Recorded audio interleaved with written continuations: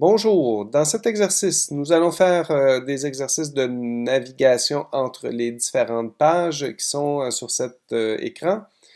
Et donc pour ce faire, on va passer de l'onglet Design à l'onglet Prototype qui nous permet de faire la navigation.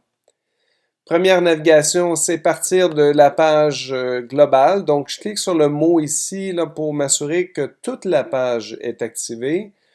Et j'ai l'icône ici qui me permet, en cliquant et glissant, de pointer la page à laquelle je veux me diriger. Dès que je relâche, j'ai les paramètres d'animation de transition entre les pages. Alors, le déclencheur, c'est simplement appuyer dans la surface de la page.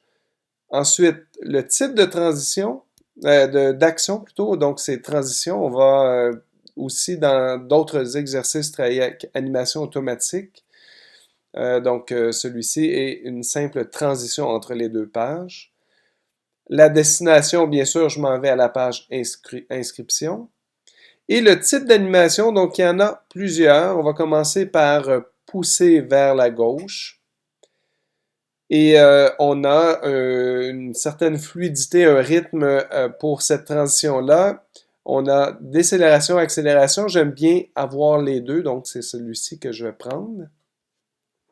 Et la durée, on va mettre 1 seconde afin de bien voir l'animation. Alors, c'est prêt pour cette première animation. Là, je veux faire une animation sur ce bouton-là. Faites attention, si je clique seulement le mot, là, c'est vraiment les lettres qui seront la zone sensible. Donc, c'est un peu trop petit pour que ce soit convivial. Donc, je vais cliquer plutôt sur le bouton ici et je vais diriger sur la page suivante. Et j'ai les mêmes paramètres que l'exercice précédent, donc il garde en mémoire les paramètres que j'ai utilisés. Pour l'instant, ça me convient. J'y vais avec les vols. Je m'en viens ici. Je garde les mêmes paramètres. Et ici, donc, on va faire une petite explication. Si je me rapproche de ça, donc, et je retourne dans Design pour sélectionner mes composantes graphiques. Alors, si je vais ici sélectionner la forme du triangle. Si je fais mon hyperlien, donc je vais dans Prototype et je fais mon lien avec ça, la même chose que le texte tantôt, ce sera trop petit et difficile à sélectionner. Il faut vraiment qu'on clique sur le filet. Alors, c'est pour ça que j'ai créé un rectangle transparent qui, lui, va nous servir de faire une navigation correcte. Ce rectangle-là est de 44 par 44, qui est le standard Apple pour la taille minimale d'un bouton pour que ce soit convivial, que ce soit accessible par l'usage du pouce sur un appareil mobile. Donc, je vais cliquer sur le dossier complet qui est le groupe flèche retour, donc incluant le rectangle et la flèche. En réalité, c'est un carré. Puis, je retourne dans Prototype et donc, je vais pouvoir faire la navigation de retour vers la page précédente. Cependant, je vais pousser vers la droite parce que je m'en vais dans le sens opposé et donc, de façon intuitive, c'est important pour l'usager de bien sentir les mouvements des pages et de sentir qu'on revient. Alors, on va tester le tout. Ah, petit détail.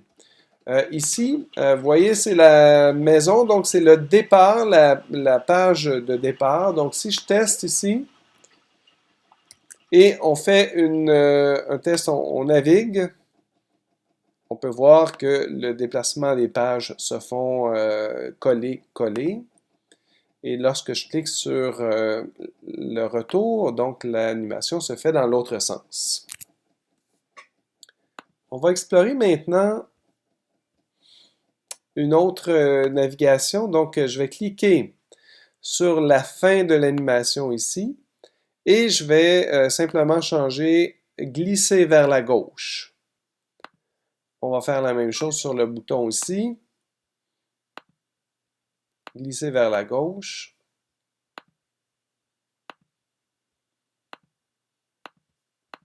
Puis, celle-là ici, glisser vers la droite. Donc, on teste.